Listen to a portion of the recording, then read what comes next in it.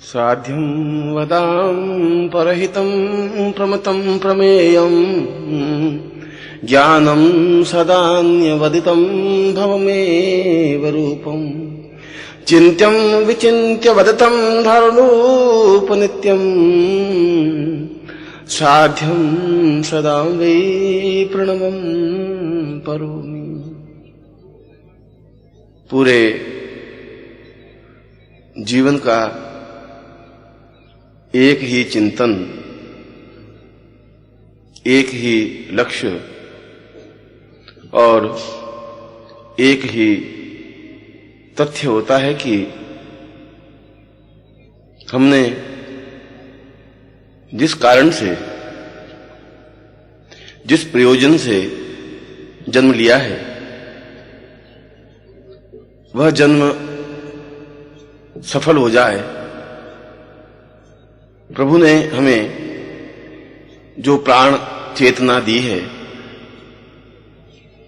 ईश्वर ने जिस निमित्त हमें इस पृथ्वी पर भेजा है, उसकी सार्थकता इस जीवन में ही हो जाए। तुम्हारा जीवन अपने आप में कोई अलौकिक घटना नहीं है। ठीक वैसा ही जन्म है जैसा हजारों लाखों व्यक्तियों का इस पृथ्वी पर प्रति मिनट हो रहा है। जन्म लेते हैं और अपने अपने कार्य संपन्न करते हुए मृत्यु को प्राप्त हो जाते हैं। पर यह तो जीवन का कोई लक्ष्य या जीवन का अभीष्ट चिंतन नहीं हुआ। यह तो एक जीवन की मजबूरी हुई कि हमने सांस ली,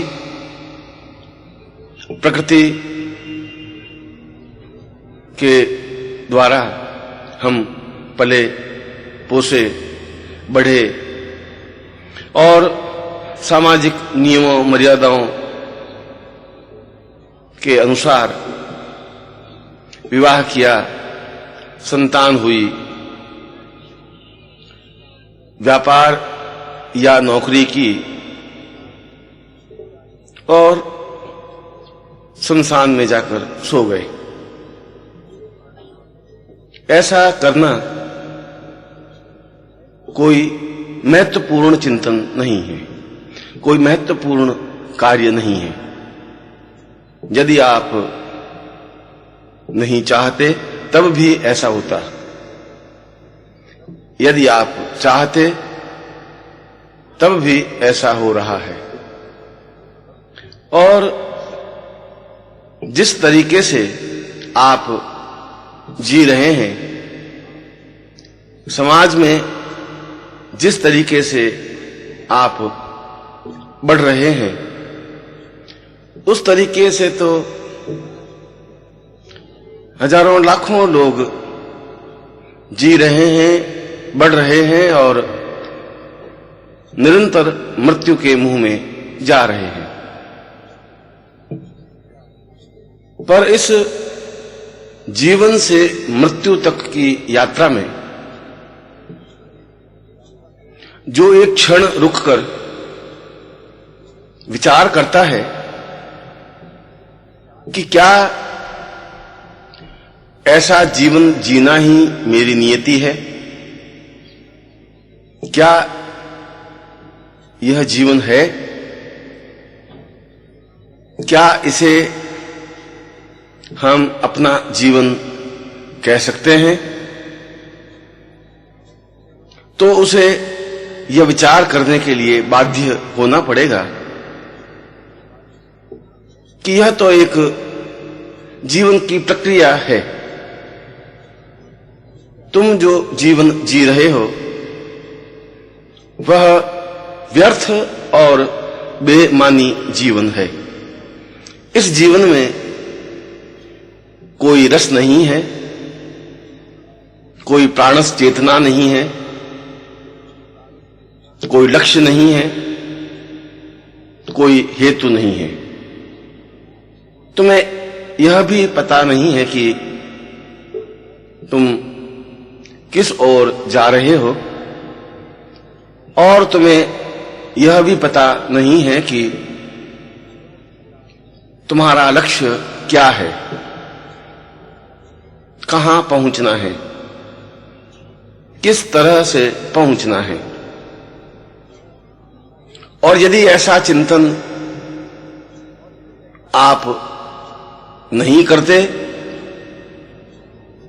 तो फिर आप सही अर्थों में पुरुष नहीं कहला सकते। पुरुष बनने के लिए पहली शर्त यह है कि हम जीवन को और जीवन के सूत्रों को अपने हाथ में पकड़े। यह सारा जीवन हमारे हाथ में हो। अभी तो यह जीवन समय, काल और मृत्यु के हाथों में है।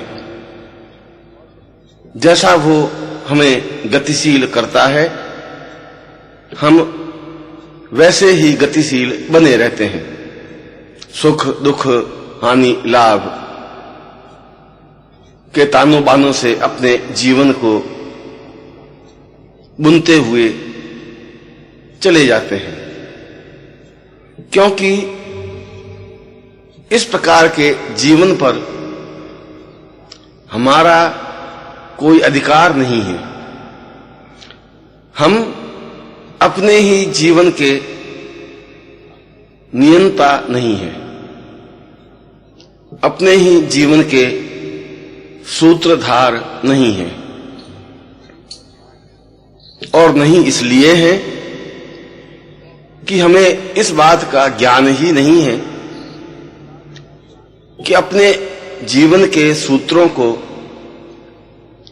अपने हाथों में किस प्रकार लिया जाए, अपने जीवन के रहस्यों को किस प्रकार से बुना जाए, और वह कौन सी विधि है, वह कौन सा चिंतन या विचार है जिसके द्वारा जीवन को एक अद्वितीय जीवन,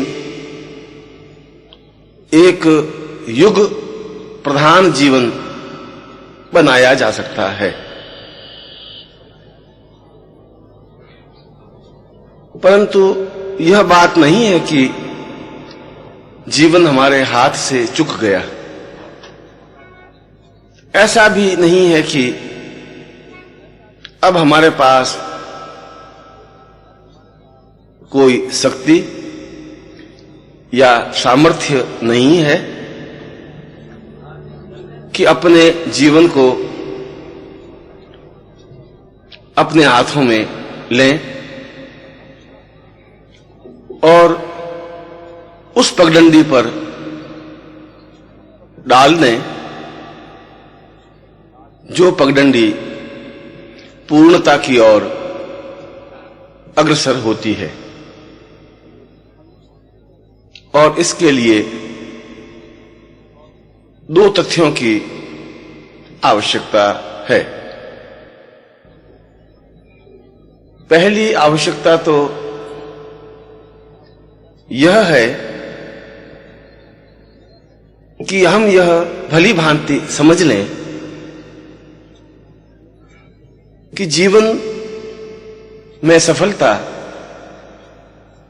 केवल सिद्धियों के माध्यम से ही प्राप्त हो सकती है।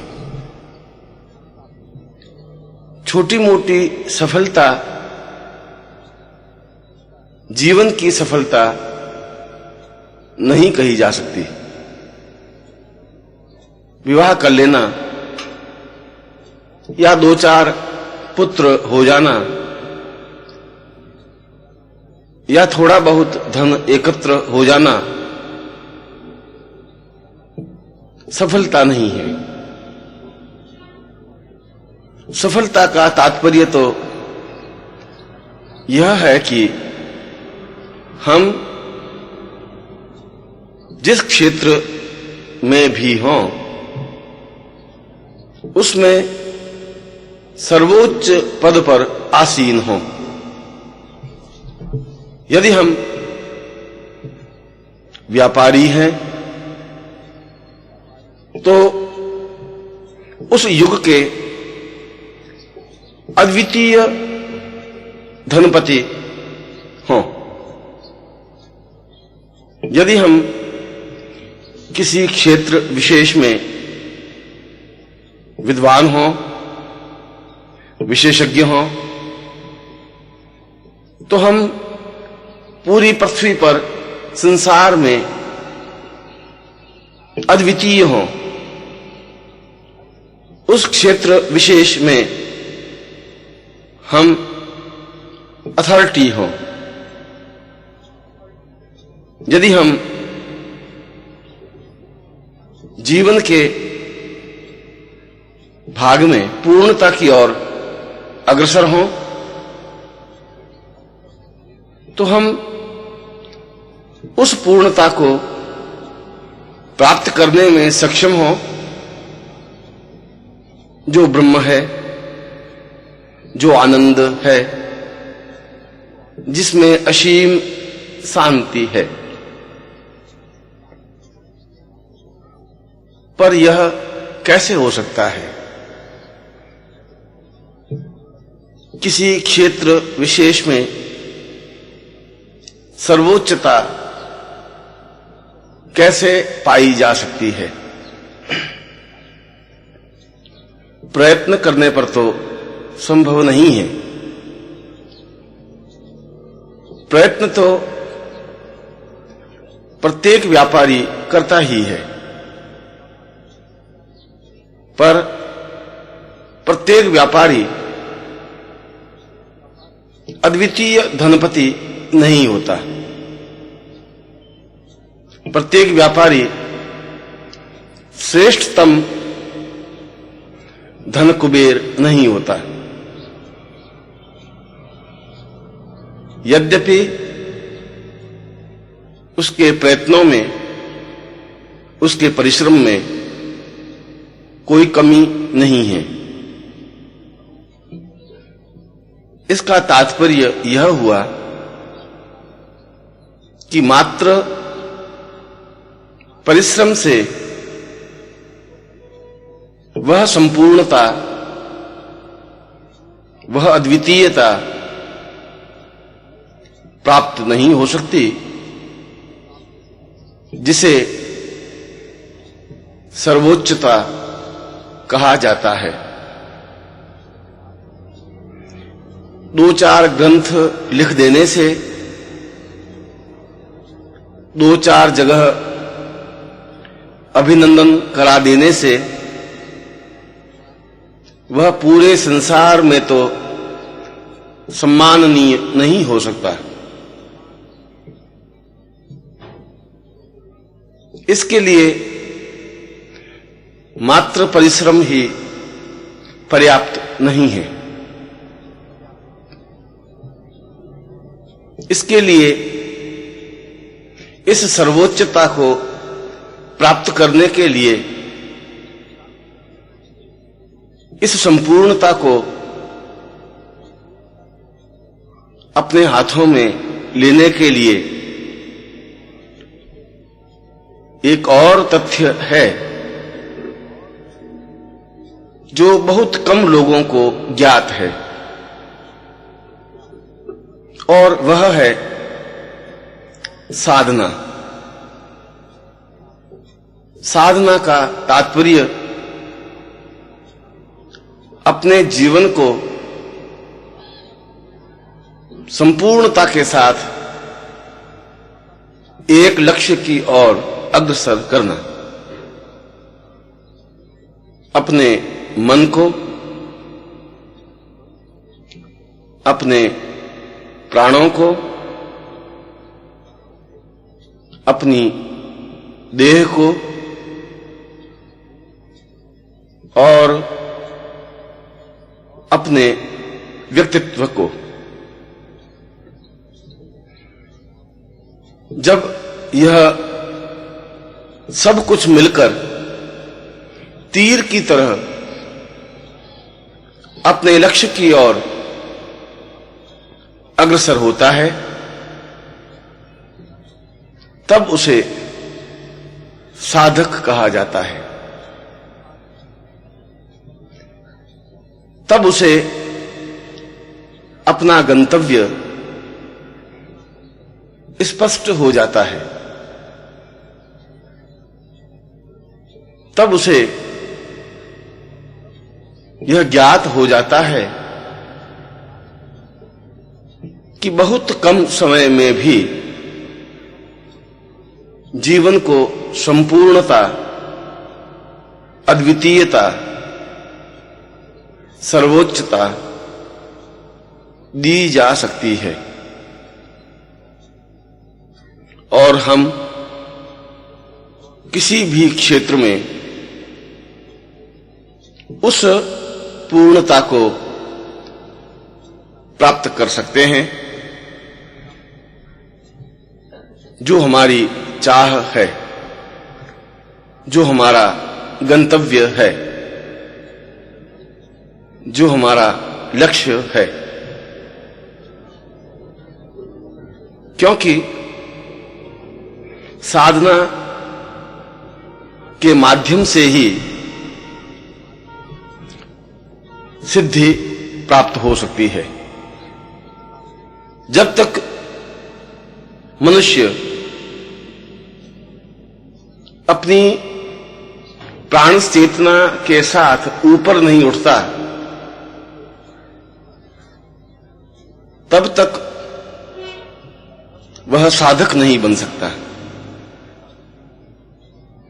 साधक बनने की पहली शर्त यही है कि उसका मानस, उसके विचार और उसका व्यक्तित्व टुकड़ों टुकड़ों में बिखरा हुआ न हो, सब कुछ समग्र हो, सब कुछ एक पुंज में हो, सब कुछ तेजी के साथ अपने लक्ष्य की ओर आगे बढ़ने के लिए आतुर हो।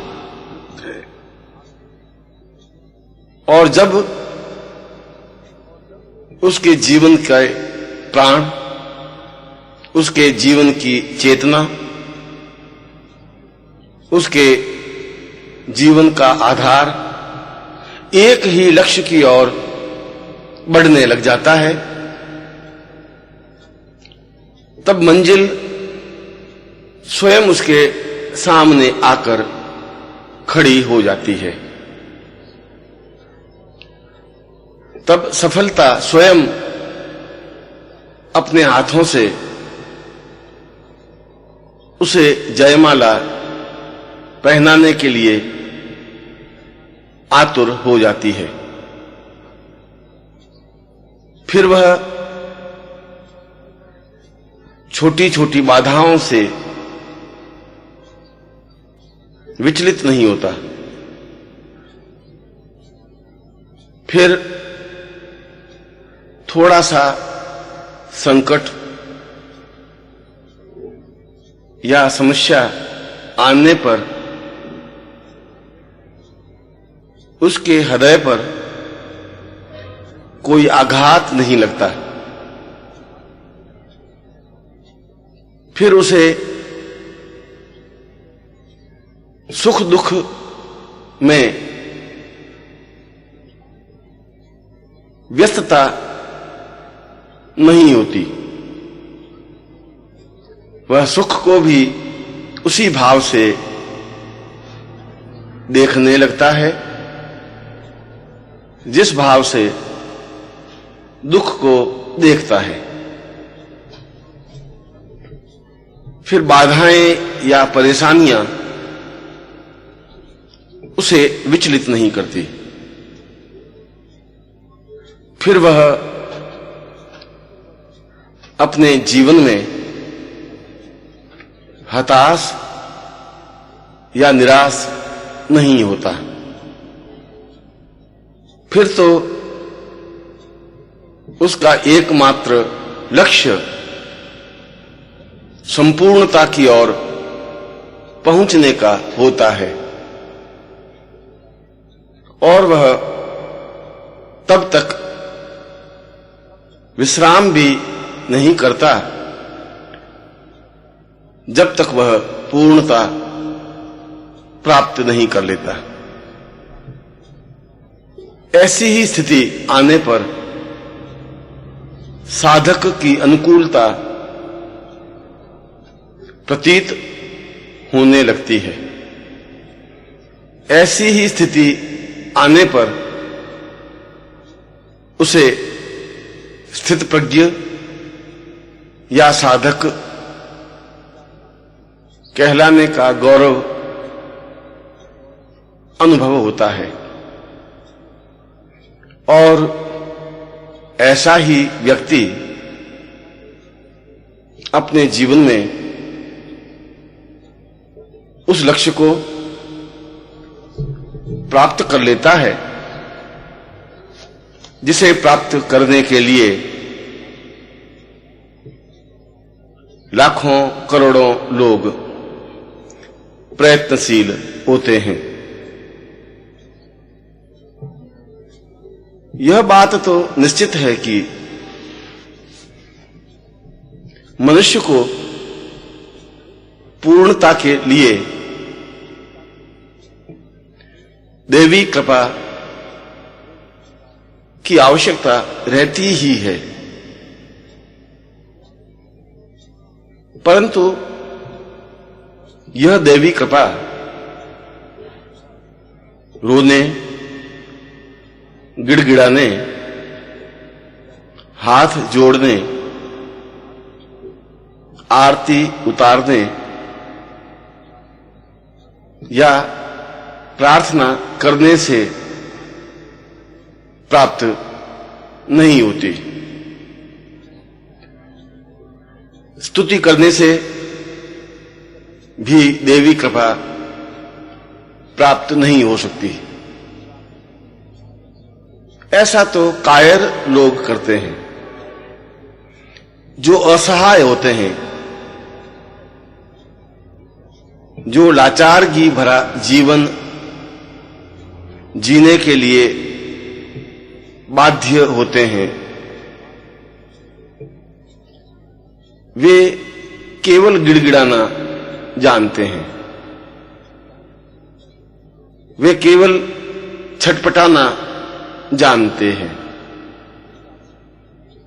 वे केवल हाथ जोड़कर भीख मांगना जानते हैं। ऐसे तथ्यों से देवी कृपा प्राप्त नहीं हो सकती। देवी कृपा प्राप्त करने के लिए जरूरी है कि हम पुरुष हों, सही अर्थों में पुरुषोत्तम हों। हमारे अंदर एक तूफान हो, संकल्प शक्ति हो, दृढ़ निश्चय हो और फौलाद की तरह विचार हो। यह निश्चय हो कि शरीरम साधयति वा पातयति, या तो मैं देवी कृपा प्राप्त करके ही रहूंगा या शरीर को समाप्त ही हो जाने दूंगा।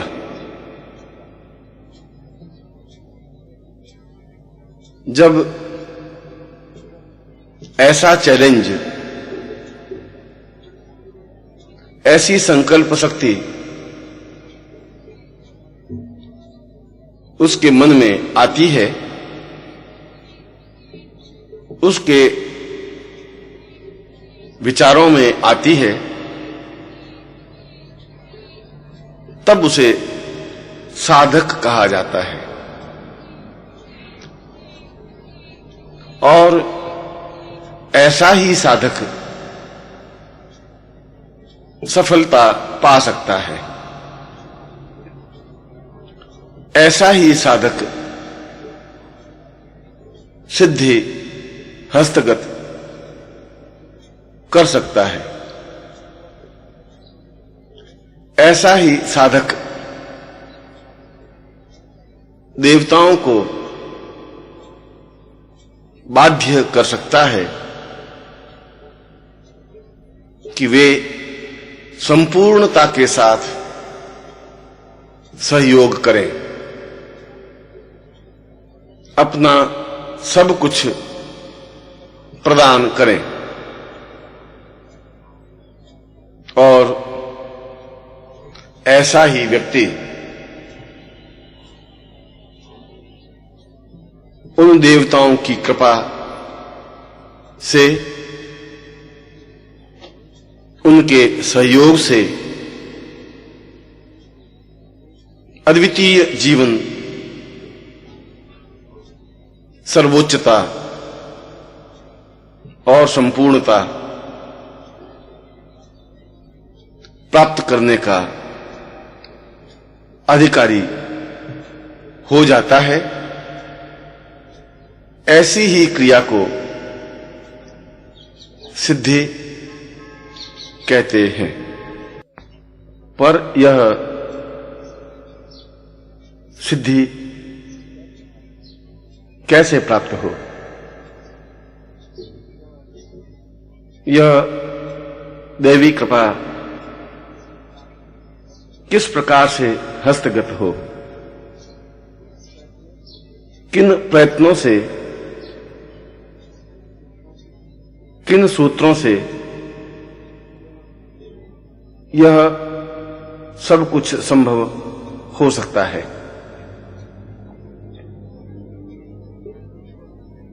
इन सूत्रों को साधना कहा जाता है, जिसके माध्यम से हम सही अर्थों में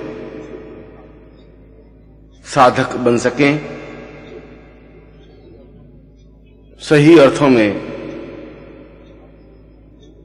अपने जीवन को संपूर्णता की ओर अग्रसर कर सकें, सही अर्थों में देवी कृपा प्राप्त कर सकें और सही अर्थों में सिद्धि हस्तगत कर सकें।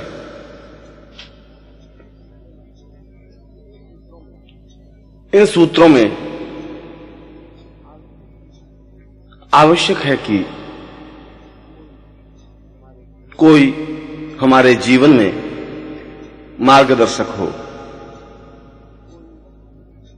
कोई पथ प्रदर्शक हो,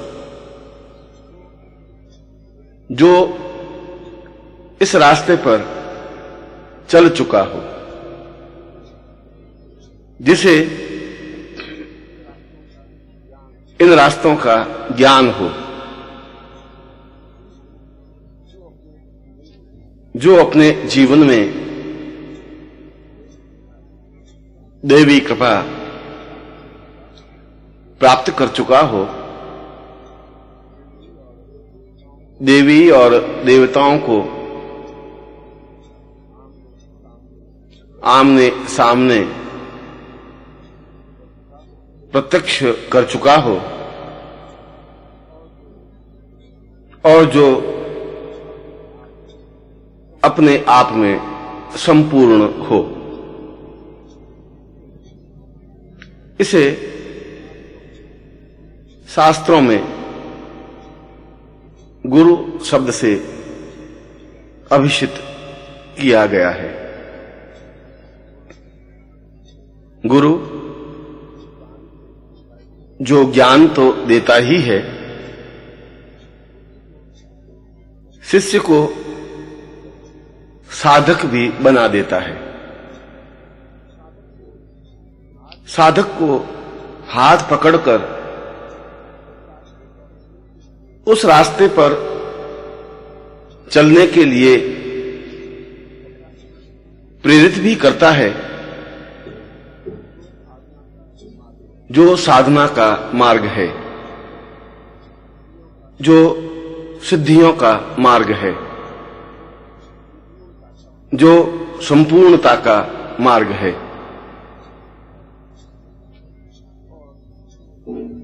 और जिसने अपने जीवन में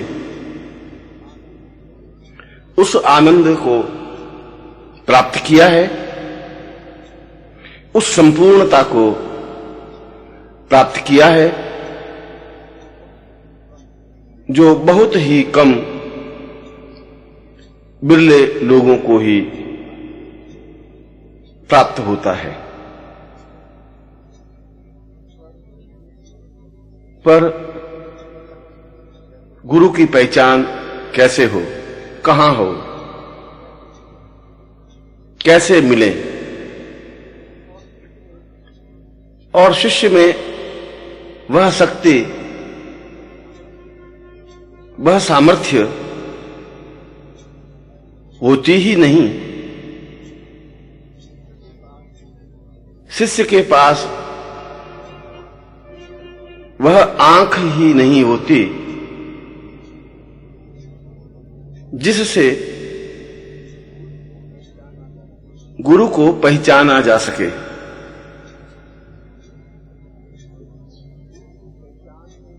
गुरु को पहचानने की तो एक ही प्रक्रिया है कि जिसके पास बैठने से मन में अपूर्व शांति का अनुभव हो, जिनके पास बैठने से मन को असीम आनंद की अनुभूति हो, ऐसा प्रतीत हो कि इनका और मेरा अत्यंत अंतरंग संबंध है। जब ऐसा लगे कि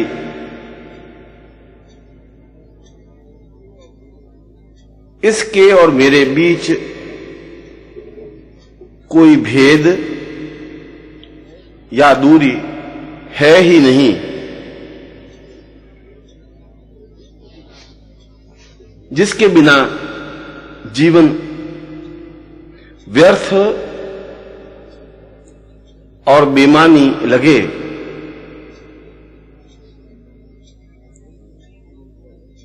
वही गुरु है, वही पथ प्रदर्शक है। इसी युक्ति से गुरु को छीना जा सकता है, गुरु को पहचाना जा सकता है। उसके द्वारा मार्ग निर्देशन पाया जा सकता है और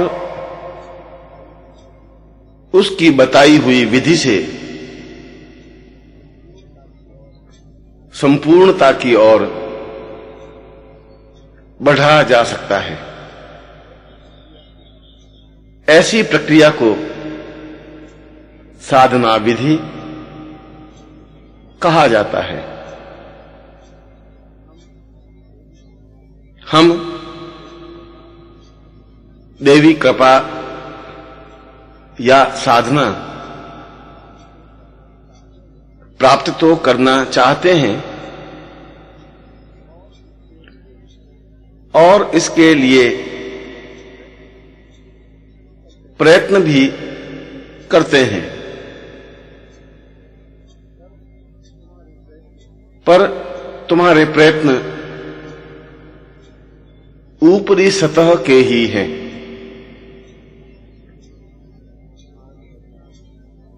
स्नान करना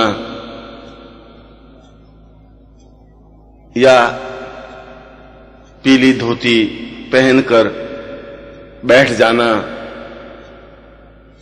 या हाथ में माला लेकर मंत्र जाप करना, ये तो सब ऊपरी सतह है। सिद्धि तो गहराई में डुबकी लगाने से प्राप्त हो सकती है। यह तो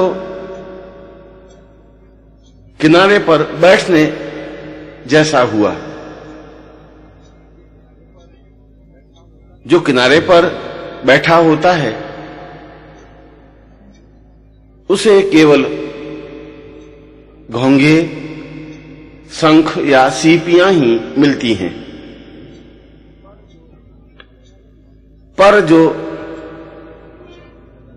गहराई में डुबकी लगाने के लिए तत्पर होता है, जो चैलेंज का भाव लेकर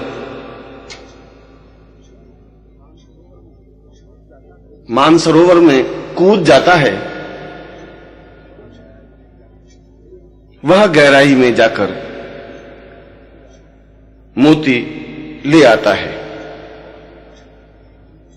और यह कूदने या डुबकी लगाने की प्रक्रिया गुरु की सानिध्यता प्राप्त करना है।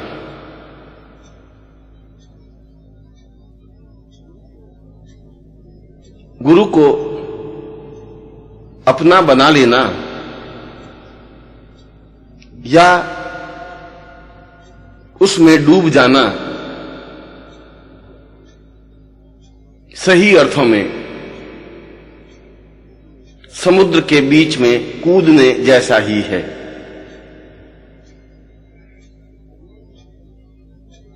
गुरु को अपने प्राणों में एकाकार कर देना ही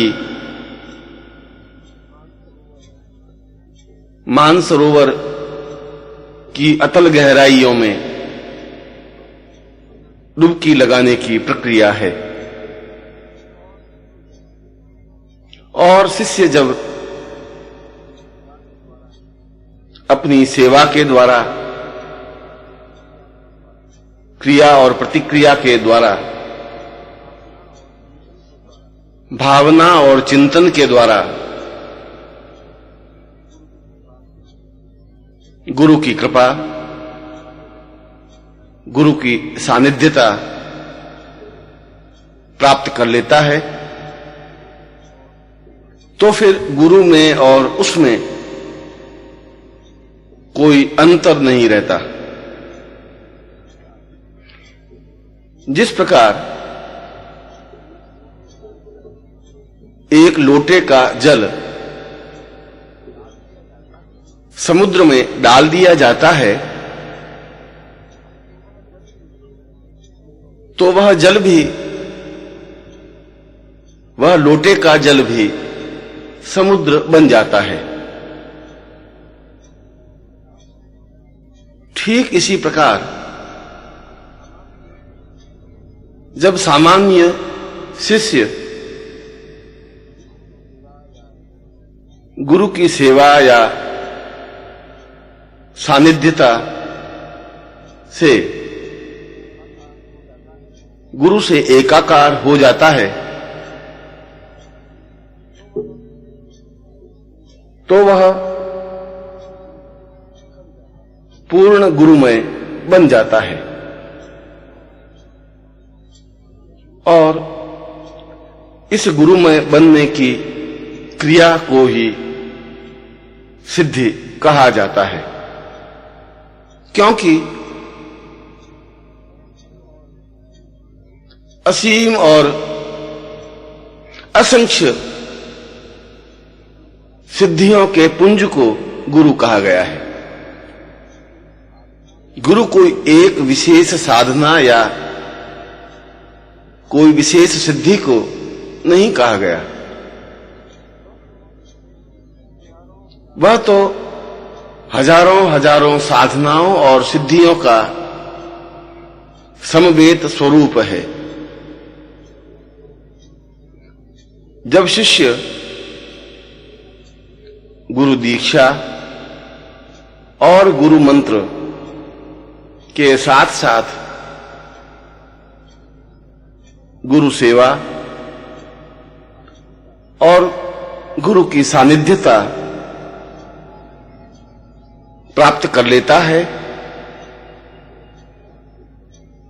तो वे सिद्धियां स्वतः ही गुरु के द्वारा शिष्य को प्राप्त हो जाती हैं। फिर उस व्यक्ति को, शिष्य या साधक को देवताओं के सामने गिड़गिड़ाना नहीं पड़ता, हाथ जोड़ना नहीं पड़ता, रोना या आरती उतारना नहीं पड़ता, क्योंकि वह अपने पुरुषार्थ के बल पर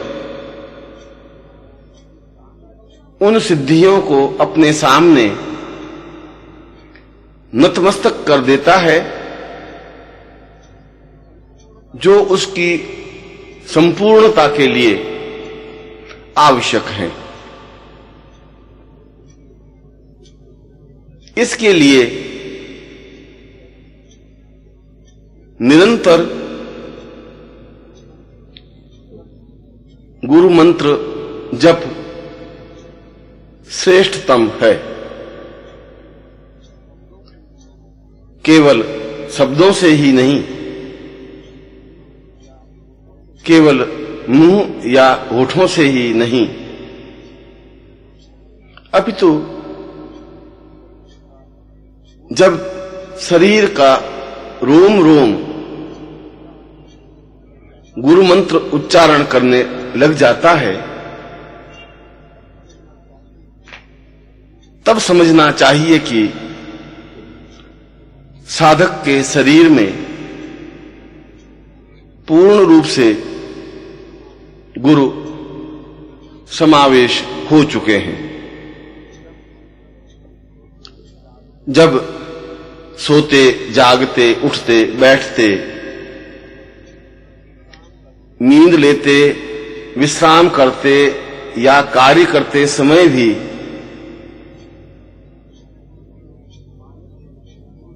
उसके मानस में गुरु चिंतन या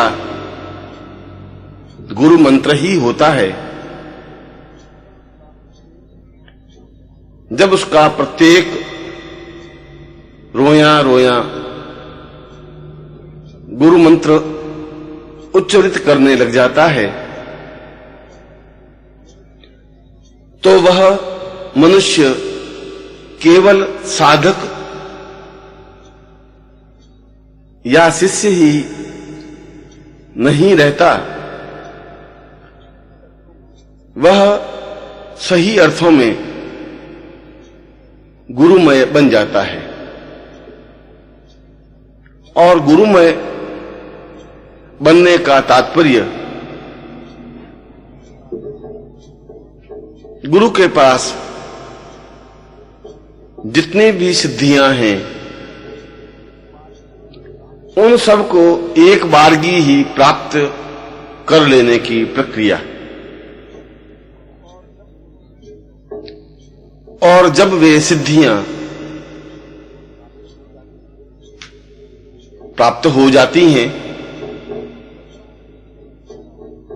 तो स्वतः ही देवी कृपा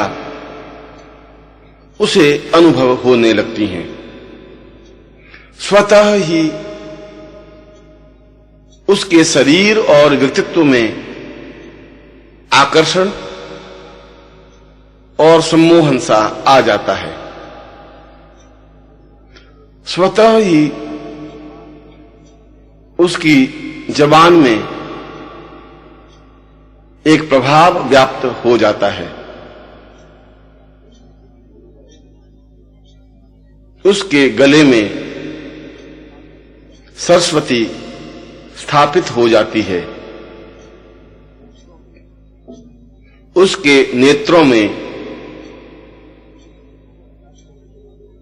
सूर्य की प्रखरता और चंद्रमा की शीतलता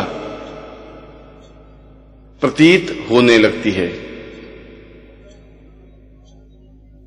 स्वतः ही उसका सारा शरीर एक विशेष ऊर्जा या प्रभाव से व्याप्त हो जाता है और वह जिस क्षेत्र में भी होता है उस क्षेत्र में तेजी के साथ अग्रसर होने लगता है, क्योंकि अब वह सामान्य मनुष्य ही नहीं रहा, अपितु उसके साथ गुरु, उसके साथ हजारों लाखों सिद्धियां और उसके साथ देवताओं की कृपा, सहयोग और सामीप्यता भी होती है। और यह सब बहुत ही कम बिरले लोगों को प्राप्त होती है। ऐसा ही व्यक्ति अपने क्षेत्र में अद्वितीय बनता है।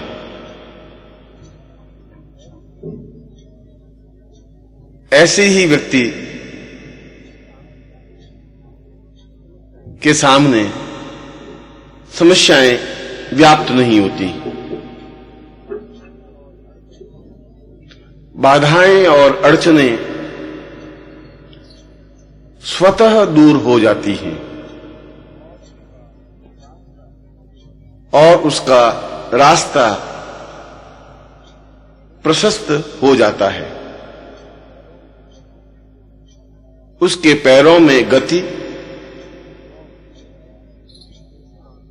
और सीने में तूफान व्याप्त होता है, क्योंकि वह सही अर्थों में पुरुष, सही अर्थों में पुरुषोत्तम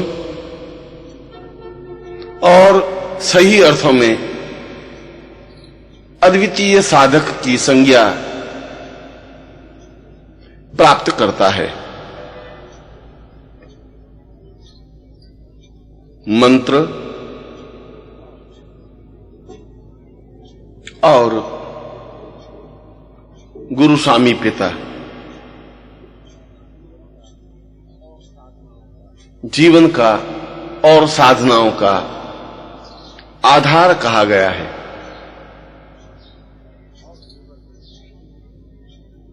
और केवल अपने पूरे शरीर को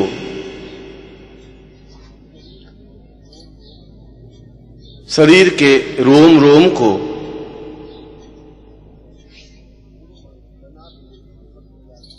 गुरुमय बना देने की प्रक्रिया ही साधना कही जाती है।